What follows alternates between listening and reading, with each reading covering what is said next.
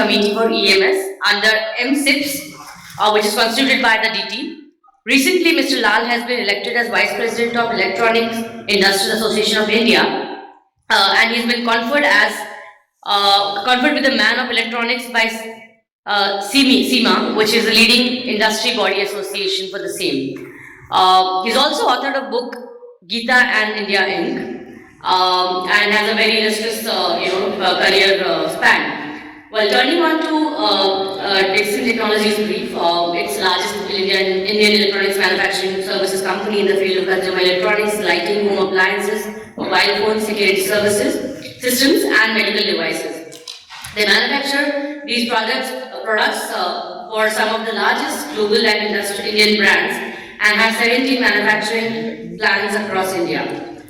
Mr. Lall will be having a dialogue with Abhineet, who's our covering lead for consumer durable sector, and the discussion will revolve around the evolution and roadmap of Dixon Technologies in the Indian electronics manufacturing space.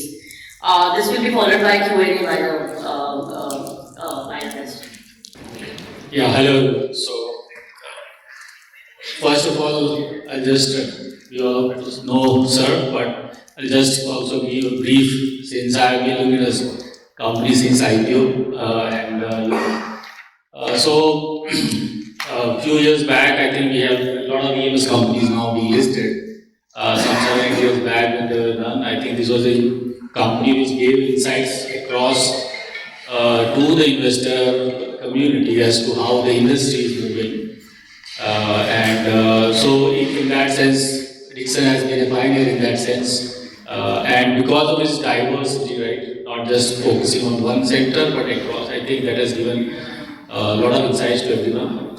So I will start, sir, with the fact that, not just the opportunity that is coming in India, and we have actually scaled up to a certain extent.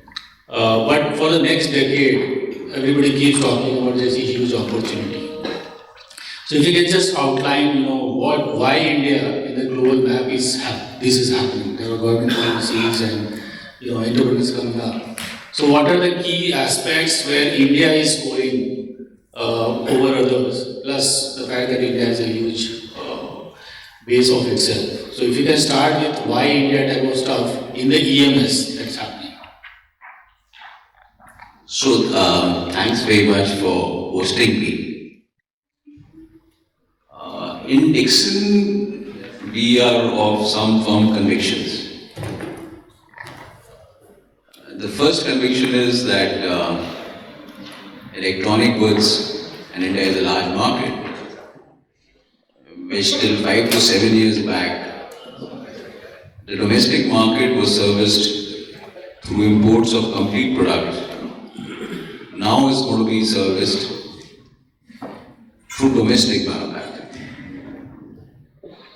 Why is it happening? One, through evolving global geopolitical situation.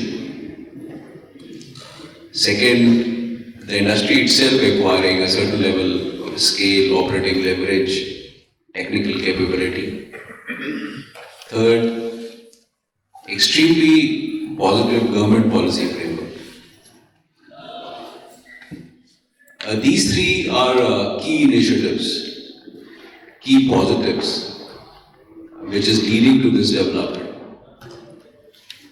And today, I feel majority of the Indian requirement is serviced through domestic manufacturing. Second conviction is that not only the manufacturing is going to happen, but more and more local value addition is going to happen. The deepening of manufacturing is going to happen. The third is that over a certain period of time, even the IP and the designs are going to be owned by Indian entities. And the fourth is that in certain product categories, Indian industry is going to become globally competitive. And we're going to service not only the domestic market, but the global markets. So, I think and we firmly believe that industry is at an inflection point. I I don't want to sound pompous, but in our industry parlance, we call it our Y2K moment. And we feel that the journey has just begun. What happened to IT services 20 years back, what happened to auto 4 decades back, what happened to pharma, the same thing is going to happen to the electronic manufacturing industry in India. And that's the reason we are seeing so many EMS companies coming and doing so well in this particular domain. On the deepening aspect, I just wanted to understand some of the key products like mobile is there, where present in not many companies have had much deepening on that. So if you can just highlight how is India and Dixon as such trying to deepen there, what could be the next steps by Indian companies including Dixon, because till now the large part of these have been more as assembly rather than components and deepening in that. So when we look at a bill of material of electronic product, it's divided into two categories. One category is on the semiconductor side, which we call as the PCB component side. And the other category, we look at the non-PCB side. So semiconductor is a very different category, very different domain, wherein you would have seen that the government of India is pursuing its own significant efforts. So I want to leave that aside for the time being, because that's a very large play. It requires very different kind of balance sheets. It requires very different kind of gross blocks investment. Now let's pick up a mobile phone. Almost 45% of a bill of material of mobile phone is non-semiconductor, which comprises of displays, which comprises of mechanicals, which comprises of battery packs, camera modules, audio modules, vibration motors, connectors. All this would this happen in India? It's definitely going to happen in India. The journey has already started.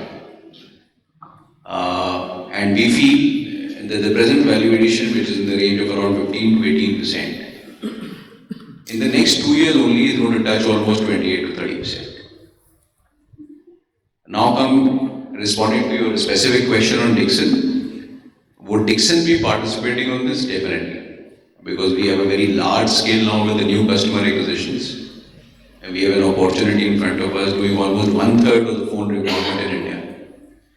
We have a strong balance sheet and we have the gusto for investing in this particular domain. So non-semiconductor domain, we'll definitely be investing. Now apart from mobiles, you see, let's look at the other categories in which Dixon is. So let's say lighting. Almost 55% of my bill of material lighting is local. Let's say washing machine. Almost 75% of the bill of material of washing machine is local. We have rolled out a refrigerator project which is going to become operational in a couple of months. 65% of the bill of material is Indian. So already there is a large local value addition in very many product categories. Yeah, in televisions and mobiles it's been low, but I'm very sure that in the non-semiconductor portion, the deepening of value addition will keep on happening. So just taking this forward, you talked about the non-semiconductor part. I think there's a lot of effort from the government to make an ecosystem for semiconductors as well. So if assuming in the next few years, a lot of other companies who might invest, like we have seeing in the media, do you feel that the growth rates, once this semiconductor industry starts happening in India, for companies, EMS companies, this will further give an opportunity, because you have a lot of semiconductor stuff that can be done in India, and then it becomes a local sourcing for you, companies like you. So one establishment of semiconductor industry in India, if it happens, is most welcome, because it's an important part But semiconductor is a very complex industry which has 5-6 stages. Now, as far as the designing work of GCCs is concerned, it's already happening in India. And I think the announcement of Micron for ATMP and OSAT is again a very positive development. Whether the in-between 3 stages is going to happen, I don't know. Now, is the future performance of the EMS industry dependent on the semiconductor industry coming up in India? I don't think so. Please, let's look at some kind of numbers. India's export of electronics last year was around $22 billion. Vietnam was $100 billion. And there is no semiconductor industry in Vietnam. China also, the value addition in mobile phones is around 39-40%. All the semiconductors below 40 micron, and they're all imported into China. So, the electronic product manufacturing is a different value chain. If you have the semiconductor locally available, fantastic. If you don't, it doesn't make a difference. Any questions we can take from the audience?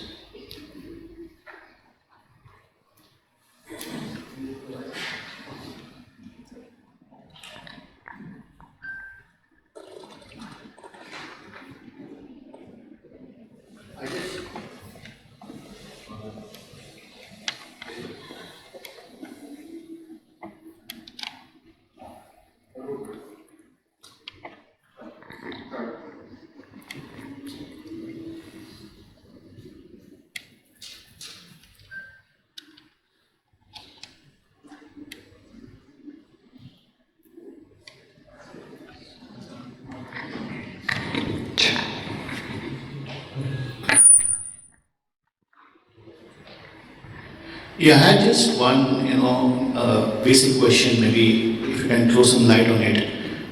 The business which you run is a B2B business, and when you're dealing with, your customers, which are large customers, obviously there is, going to be negotiation on pricing, the value addition, how much margins you get. How do you balance, that margin profile with the product mix and the fact that, you also need to grow? So is this industry going to be more of a growth industry where margins will be capped after a point in time because you can't really pass it on to your B2B customer?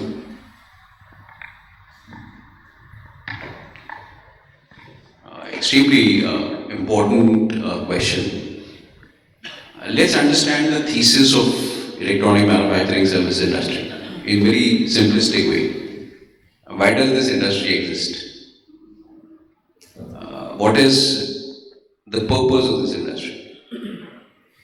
In very simplistic way, it exists because you're able to do an electronics manufacturing job for a brand owner at a cost which is lower than his. You're subservient to a brand owner because very many brand owners, they have huge experience and understanding of electronics manufacturing. So for achieving that objective, what all parameters you have to keep in mind? One, your capital allocation has to be more efficient than what brand owner does. Now this is easier said than done, but extremely important to achieve that is to acquire a large scale. That means you need multiple customer acquisitions.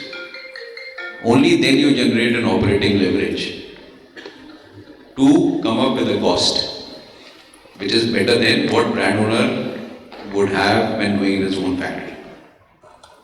That's the reason if you see in Dixon's case, scale is extremely important. Let's say televisions. Indian requirement is 14 billion, we have a capacity of 7 billion. Washing machines, Indian requirement is 8 billion, we are at 3 billion. With the new customer acquisitions in mobiles, total smartphones plus feature phone Indian requirement is 250 billion. We are going to be at 90 billion. So scale is extremely important. The second is that how you spend your money in setting up the plants is again extremely important. Frugality is the key. And the third thing is the capital efficiency. That how do you manage your current assets? In Dixon's case, we are running on an operating cycle of plus minus 3 days. That's the reason our debt levels are practically zero. The fourth is for enhancing the financial performance of the company, you need to enhance the stickiness with the customer. And how do you do it? That over a period of time, you need to own the IP. You need to own the design. When you own the design, you're able to deepen your relationship with the customer and improve the margins. So let me give you an example of Dixon's various endeavors in migrating from purely a prescriptive manufacturer to a design-oriented solution provider. In 2017, when we got listed, 90% of our lighting sales were on prescriptive manufacturing and our operating margins were around 4%. Today, more than 90% is Dixon Design Solution and operating margins are 9%. In certain categories like washing machines, we are at 10-11% because we provide our own solutions. So if you're able to control the IP and have the scale and have a frugal balance sheet, then your margin profile will improve. But otherwise, typically this is a low margin business. It's basically in Dixon's case, what we aspire to do is generate a very high rate of return. So we have a hurdle rate of ROC of 30%. We have an asset turn of 1:10. I push my people to make it 1:20. Take then ROC of to almost 40-45%. Now if you're able to do that, which business is better than this? So that's the whole thesis.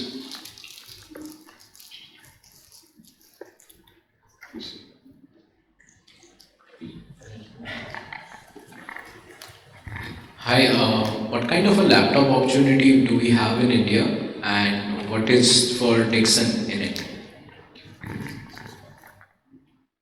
So you would have seen that a week or so back, the government has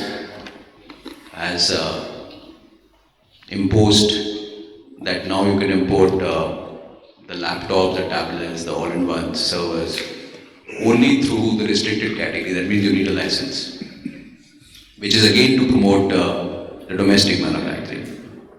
Last year, the imports of IT products into India was approximately $8.9 billion. So this is at the customer price, and if you derate it, so there is a $5-6 billion opportunity. We are extremely gung-ho about it, and we are jumping at it. We already manufacture laptops for a large global brand, Acer. The government of India has rolled out IT PLI 2, in which Dixon will be participating. And we are in advanced stages of discussions of some of the very large global brands. So please be rest assured, hopefully, and with the blessings of all of you and God, we are going to be a large player in IT also. Do we see the brands putting up capacity on their own or they have a leverage in that? So again, to be very candid, the IT play is largely dominated by 5 brands. It's HP, it's Dell, it's Lenovo, it's Acer, and it's Asus. So Dell has its own plant. Let's see whether they're going to expand their own capacities or they're going to go through the EMS route. But other 4, I'm very sure is going to be through the EMS route.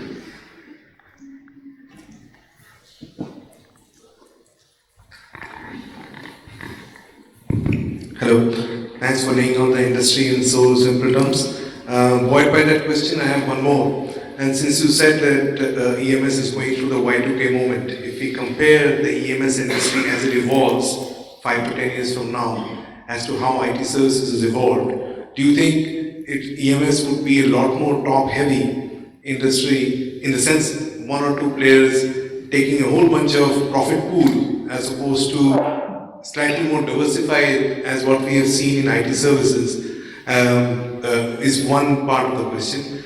And second is, I mean, you gave out some number asset turn of about 10 times and whatnot. I mean, a business run at such breakneck pace is prone to sort of call it breakage or call it mishaps. How do you prevent at industry level, at your company level, from such things happening? So 2 questions, please. Thank you.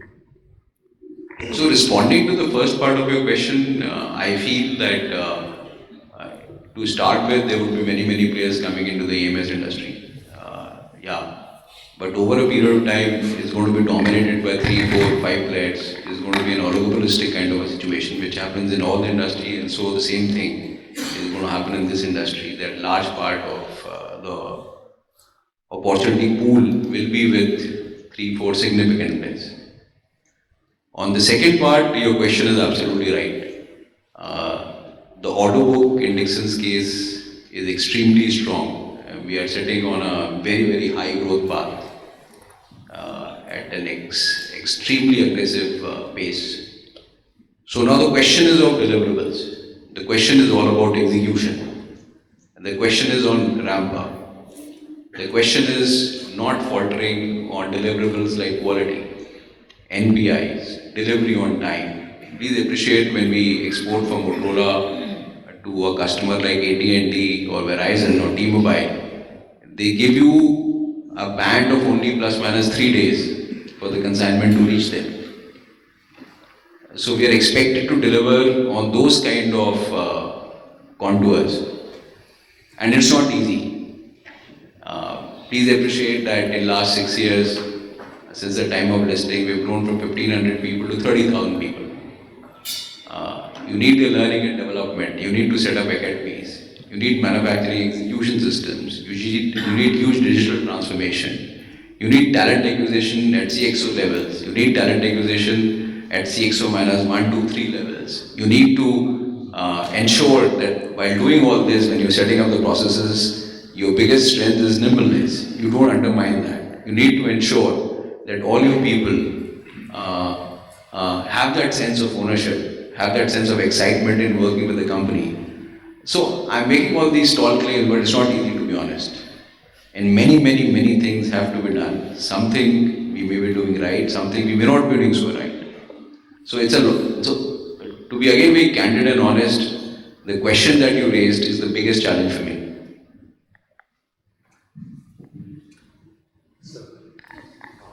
Yeah, just a quick couple of questions. One was, given our presence in mobiles, why are we not in the tablet segment? So we already do tablets. We do tablets for Samsung. But please be rest assured that tablets is one of the important product categories in the IT products, in IT PLI too. And we will be a large player in tablets in times to come. And those times to come are not very far, in just 2-3 quarters away. And secondly, given your expansion in terms of square footage, almost doubling in terms of your facilities over the next year or so, what does that translate into revenue potential? So I'm not giving any guidances or something, but it's going to be very aggressive. It's going to be double, triple, yeah. In next 2 to 3 years, yeah. Thanks.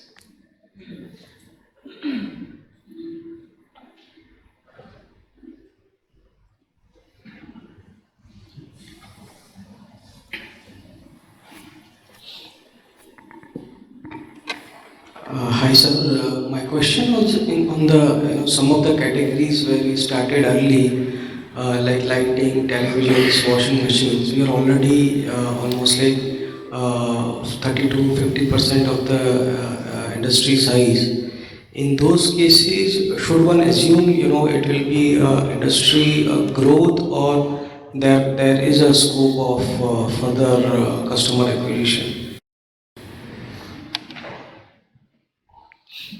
So I presume that you are referring to our earlier categories like televisions, washing machines, lighting. Now, what you are stating is well accepted, that all these industries are having a kind of a muted growth rate. And also in Dixon's case, we already have a very large share of the market. Now, for example, televisions, the total opportunity pool of outsourcing is around 6 million, and we are already at almost close to 4 million. You're right. So are we going to have very aggressive growth? I don't think so. Is it going to be slightly ahead of the industry growth through new customer acquisitions or having a large share of customers by? Yes. In washing machines again, the total outsourcing washing machine pool is around 2.83 million and we're going to bring 2 million. So that's almost 2/3 of the market. So are we going to grow very aggressively in the semi-automatic side? I don't think so. It's going to be at 10%. In the fully automatic side, which is a new project, we are on new customer acquisition. We started with anchor customer Bosch. We have recently acquired Volta's Beko and the production has started. We are on the verge of a couple of more new customer acquisitions. So in that, because the base is low, the growth can be higher. In lighting, we have not done very well in last 1 or 2 years. What is the way forward for us? The lighting industry again is very muted growth. But we were only on the consumer side of lighting. So we are rolling out our professional products. We have acquired a company for smart lighting solutions that's going to be monetized. And we have launched some new products like ropes and strips. And we're going to be launching our street lights, industrial lights, commercial lights. So that's going to be an area of growth. But for that, you'll have to wait for 2-3 quarters till the time those product launches are monetized. Export of the lighting, we've been working on that for a couple of years. Any progress on that? On exports, Yeah. so we've had breakthroughs in Middle East, and we've had our first trial orders both from Germany and England. So those executions are taking place. We are in some advanced stages of discussions with some very large customers in US. So I know the breakthroughs are going to happen, but these things take a bit of time. Yeah.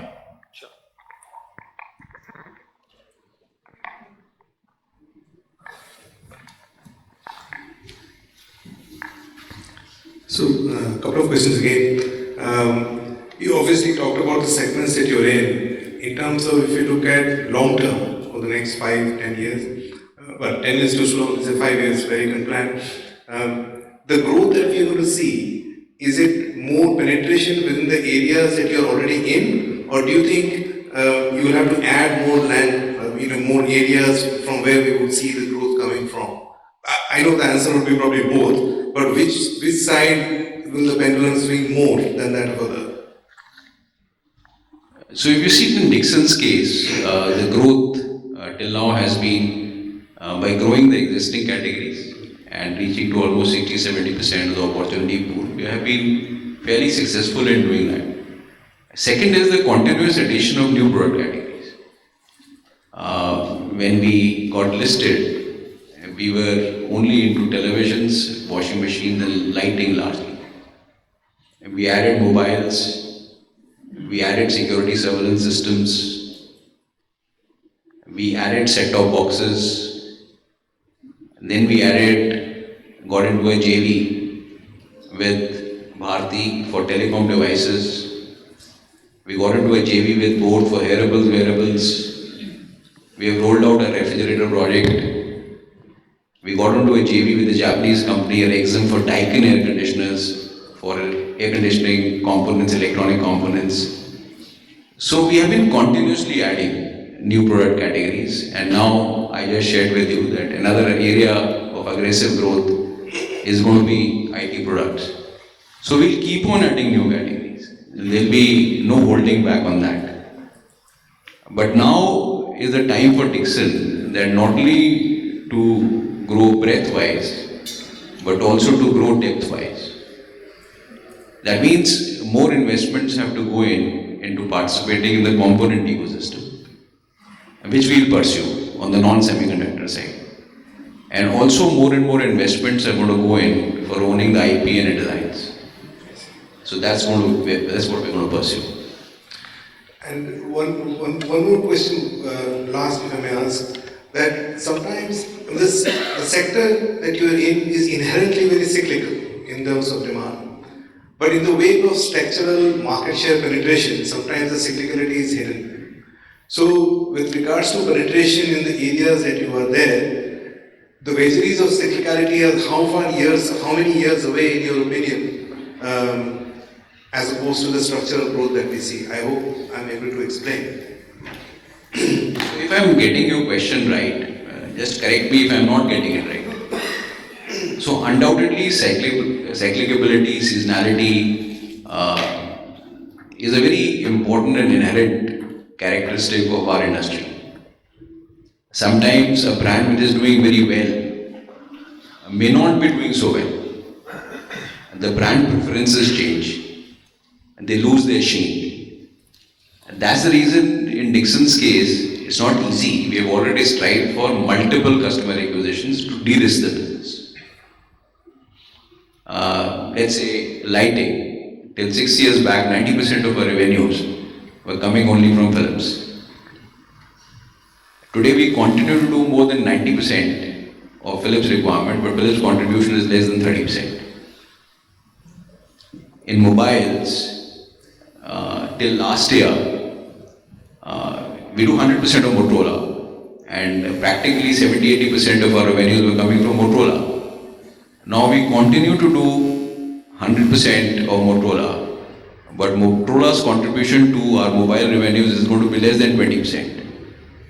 So customer acquisition is a huge definite hedge against cyclicability. The second cyclicability is because of change in technologies.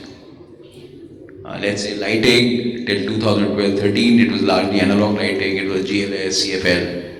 But then the whole market shifted to digital, to LED. Now obviously internally for your manufacturing systems, for your R&D, you have to keep on upgrading yourself to align with that. So that is again an important part. In our case, we are conscious of it, we keep working toward it. And also please appreciate that our gross blocks are very small. We are having a very high asset turn. So when this sudden shock of migration of technology changes, I don't have to take very large hits on my gross blocks.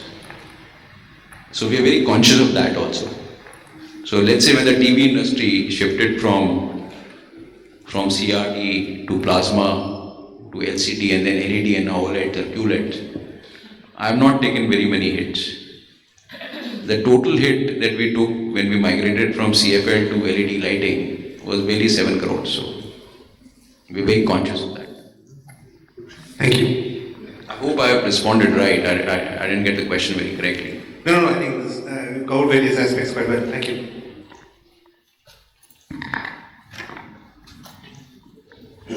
Any other questions?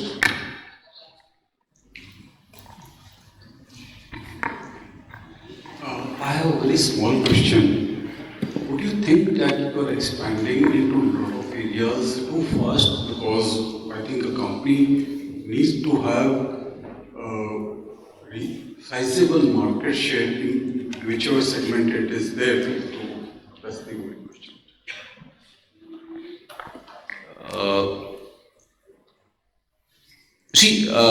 In Dixon's case, what is our core?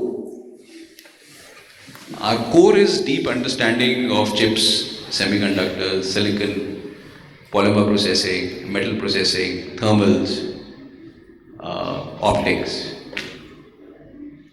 So all these product categories might look very different, but core is this. So we're not growing beyond our core. And second is, in each of the categories that we are there, we try to have a very large share. As I shared with you on televisions, we have a very, very large share. Washing machines, we have a very large share. Lighting, mobiles, all these categories. If we had not gone into these new categories, the company's growth would have stunted. We would have continued at 5,000-6,000 crore level. If we did 12,200, I'm talking about doubling this turnover in a couple of years. It wouldn't have happened. So I think the strategy for Dixon is absolutely right. The question and the challenge is again the question raised by our friend here is the execution and deliverables, because when you are growing at this kind of a pace you might falter, and that accident of faltering can be fatal. So those are the challenges. But if you don't do that, then you miss the bus.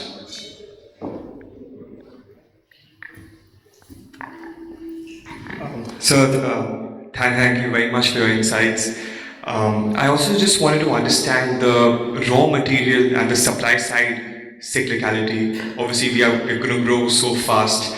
Obviously, COVID years were like tough on the supply chain, but more on the semiconductor side. Just wanted to understand what you think of cycles within the raw material side, and how have you managed to secure your supply chain to how much is imports and how will that reduce? So we have two revenue streams. One is what we call as the prescriptive EMS side, wherein we work on customer source sheet, customer pricing. Let's say our prescriptive television business, or let's say the routers that we make for Bharti, or let's say the phones that we manufacture for Motorola or Xiaomi now. In Dixon's case, we don't take any commodity risk. We don't take any exchange risk. It's a complete pass-through, right? So that is one model of business.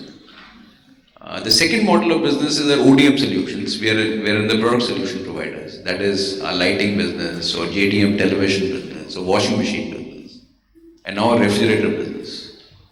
So therein, we have to keep a tab. We have to be on top of what's happening on the commodity front, what's happening on the supply chain front, what's happening on the logistics cost front, what's happening also on the currency front. That's we have to be on top of it completely. Now, undoubtedly during the pandemic period, it was a gruesome period because the logistics cost went up 10-12x.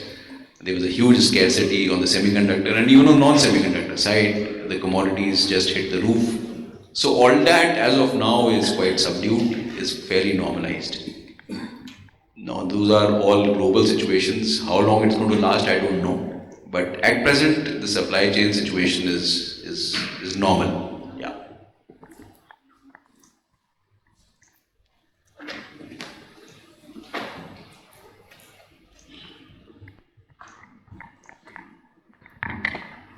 Hi sir, just a couple of questions on the deepening in the value chain that you were talking about.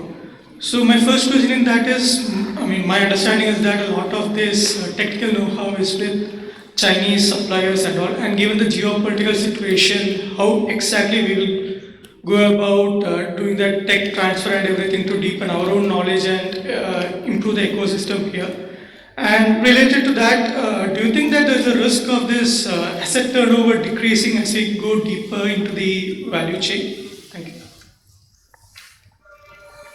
So, my sense is, and that's when we interface with the government authorities also, that if the component ecosystem has to evolve in India, it will evolve through the partnership route.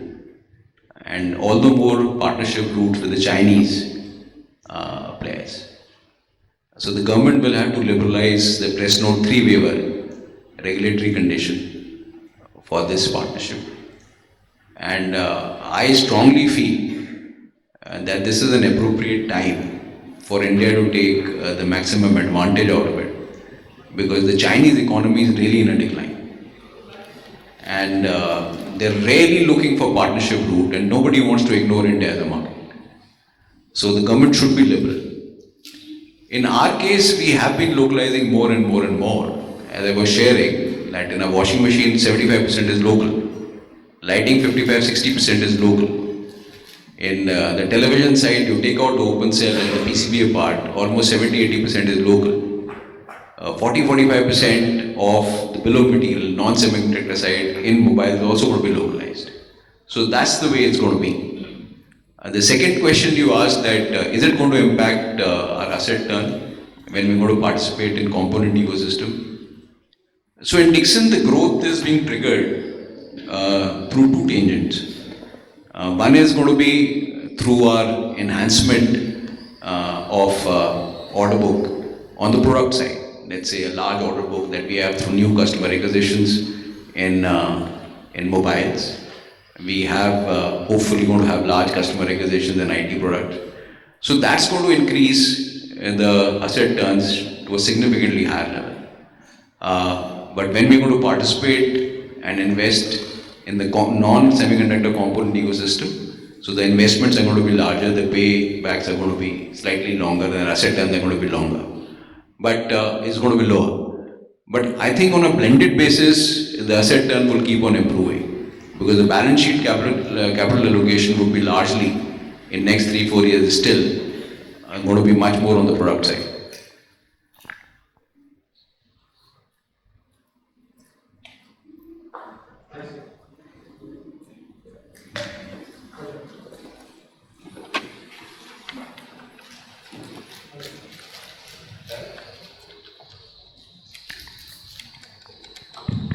Hello, yeah.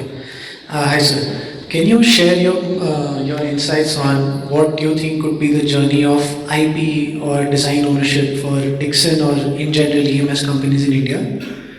And a related question would be, do you see any trade-offs in design ownership versus growth in the sense that would anchor customers have issues sharing design, knowing that their partner is working with competition as well? So in Dixon's case, we are absolutely conscious and we are committed to it. And we have done fairly well in the product categories like lighting. Almost 90-95% of our revenues are through our own solutions. Washing machines, 100% of the solutions are Dixon origin. Refrigerators, everything is going to be Dixon design. In televisions, now more than 35-40% of our revenues, even to the largest of global brands like Samsung, are Dixon JDMs. And now with having the license of Google and Android and also Samsung's Tizen, more and more solutions are going to emerge from Dixon's stable. Other product categories, we are definitely going to be looking at the telecom devices. That means the routers. We have taken a very senior resource. We have got the SDKs from Realtek chipset. I feel that in a year or two, we're going to have Dixon originated 55556 routers. Set-top boxes, HD Zapper for Airtel, we have already rolled out. And our solution is going to be launched sometime in October. Is it going to happen in mobiles? I think we are slightly away from that. We have tried, but we still feel that India does not have that talent. India does not have that ecosystem. CCTVs is the responsibility of our principal partner. Similarly, in wearables is the responsibility of both. So it's going to be a mixed kind of bag, but in Dixon's case, we're going to pursue it, very deeply. But at the same time, are we going to put in huge resources into R&D? So it's going to be a correct, perfect blend. I don't want to compromise short term for R&D. It's going to be hopefully a correct mix. Sir, I have a question on sustainability, considering technologies are consistently upgrading, newer technologies coming up, and manufacturing is actually putting in a lot of products and material into the system. And while the brands have their own responsibility to own up to sustainability, what kind of role does Dixon see for itself in the entire chain? As to how you can help boost sustainability or at least enhance it for your partners? So we have embarked on this path and we launched this program around 10 months back with PwC as a consultant. So we have a roadmap for BRSR.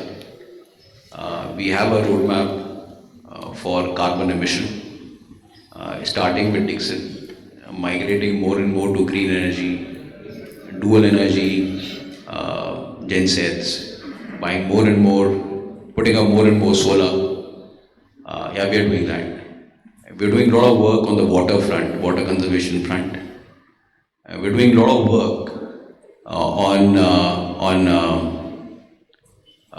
the sustainability side, on the girl child, on the CSR side.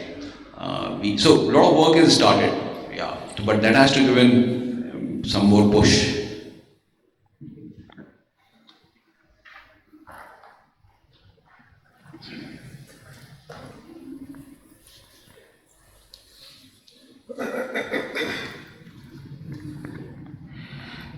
when we look at the evolution of some of the larger companies, I'm talking about subcontractors like TSMC, and now when you look at Foxconn, it's very intriguing that they seem to be doing better than their clients. Right? So Intel struggles to set up fabs less than 2-3 nanometers, and TSMC does that. Is there a position that an EMS company can own in this next 5-10 years, which allows you to have that kind of dominance? Are there any levers available? Is my first question. Just come again, Neerav, sorry. So let's say TSMC does better than even some of the clients in Intel, right? In manufacturing fabs, in microprocessors. Can you own a similar kind of dominant space in EMF? Are there any technology levers available? I don't know. I don't know what levers you need to get that scale and that dominance. Is it possible, first of all, in EMS? So I definitely feel that on the product solution side, you will have various innovative, deeply IP-owned Indian solutions emerging. Let me give you an example of smart lighting. The company that we have acquired, it has the IP for Bluetooth P-LED mesh. And let me assure you that P-LED mesh solution is comparable, if not better than anywhere in the world. The Wi-Fi platform that is being developed is comparable to the Tuyas of China. So all that is bound to happen. Okay. My second question is that are there any obvious gaps that you think that you need to acquire? Customers, technology in India, outside, when you sort of scope the ecosystem? So let's say in Dixon's case, we have just started the journey. I'm playing up the high growth opportunity in front of us, which I'm sure that we're going to execute. And that will be executed, one is fairly confident about it. The bigger challenge for Dixon is to turning the company into an engineering powerhouse. Automation, digitization, deepening of manufacturing, learning and development. That's the important thing. Automation through the homegrown sources. Can my factory and systems stand up to Foxconn's lighthouse factory in China? Once we achieve that, then we would say that we are now standing on our own feet. And that's the technological play, wherein you have to bring in the foreign experts. We have hired Hang Su, who was as a consultant, who will come on roll now, who was the founding director of Wistron. He set up Wistron India plant, Wistron global plant. So you have to bring in that strength. You have to really become an engineering superstar. You see, today, a lot of handholding is being done through the government policy. There is a duty arbitrage, and there is PLI, there is specs. All that is fine. These are all the crutches for us to stand up. But in 2, 3, 4 years' time, we have to turn into an engineering powerhouse. Reach that kind of global level. Then we can take anybody head on. Otherwise, the journey would be half done. Got it. Last time, this is again a sort of hypothetical question, but if capital is not a constraint, would you do some things differently in terms of accelerating this journey of being a big and a reputed company? So, I would say that the Indian EMS industry should not, and in Dixon's case, will not ape what the Taiwanese or Chinese have done. We'll have our own solutions. We'll try to pick up the best practices from there. But please also appreciate that Indian sensibilities are different. Indian way of execution is different, and we should not undermine them. We should try to have the best mix of both. Let's say the Chinese way of working or Taiwanese or Vietnamese way of working is that everything is dormitories. In my Tirupati campus, I cannot expect a girl to stay in a dormitory. Her parents will never allow.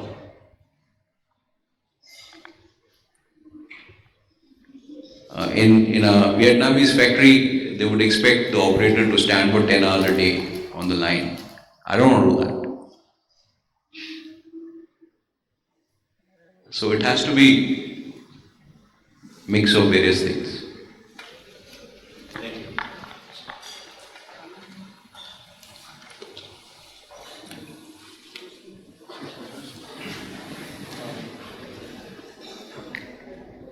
Hello. Sir, basically you do a lot of manufacturing. Any thoughts basically have crossed your mind that you want to launch your own brand, maybe if not now, maybe later point of time? Any products that basically you don't compete with the clients that you actually work with and that is in your mind? No, in Dixon's case, we will not launch our brand. One, it doesn't make sense because we can't compete with the customers. But then your question is also that in some products possibly there is no customers competition. But to be very humble and honest about it, I think branding, marketing, distribution, it requires very different capability set. It requires a different bandwidth. We don't have it in Dixon. Thank you.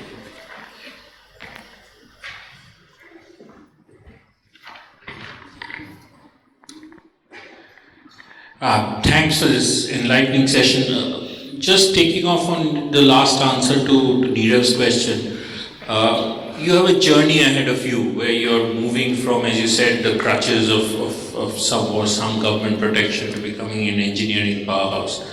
Now, this involves two significant changes. One is the cultural change within the company. From top to bottom, you need to focus differently, and as well as HR. While India does have a large engineering pool, the engineering talent at the top is not as deep as one thinks. Or correct me if I'm wrong. So, how are you approaching this cultural plus HR challenge? Will you need to significantly beef up your top management to be able to manage this transition? Where in that process do you think you are?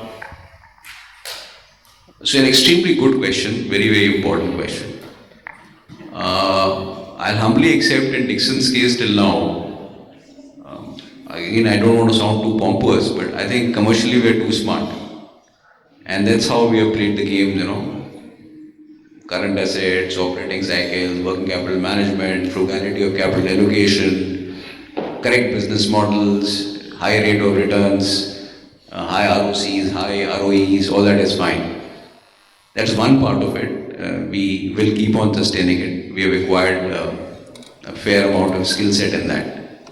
Now the question is that for turning it into engineering powerhouse, it has to start from top to bottom. I'll have to devote much more time on those kind of things than I do. So what have we tried to do? One, communication itself, it triggers a journey, which please be rest assured we have started doing that. Second, we have brought in a new CHRO. So we have Arjun who has joined us around 4 months back. Arjun was the CHRO with SIAT and before that with Tata Sons. So he brings in that kind of skill set. And a lot of work is being done in talent acquisition on that side. So let's say our telecom devices vertical today is headed by Sukhvinder, who was the president of Tejas Networks. Our operations of lighting are headed by Amit. Amit was the plant director for Philips. We have a new R&D head for washing machines who was the R&D head for LG. We have the washing machine, the refrigerator head who was the head of manufacturing for Haier. We have brought in Hang Soo as a consultant for improving our operations, Industry 4.0. He was heading the operations for Wistron globally. So we have started the work, we're conscious about it. Again, it's not an easy journey. One has to be very, very tenacious about it. But I hope we sustain it. Thank you and all the best.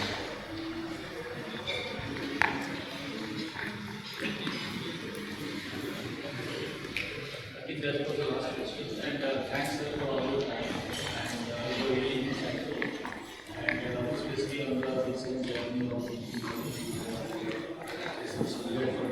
especially. So thanks a lot for all this time. Thank you so much for hosting me. It's really been a pleasure getting your insights, and thanks for believing in Dixon's thesis. Thank you very much. Really appreciate it.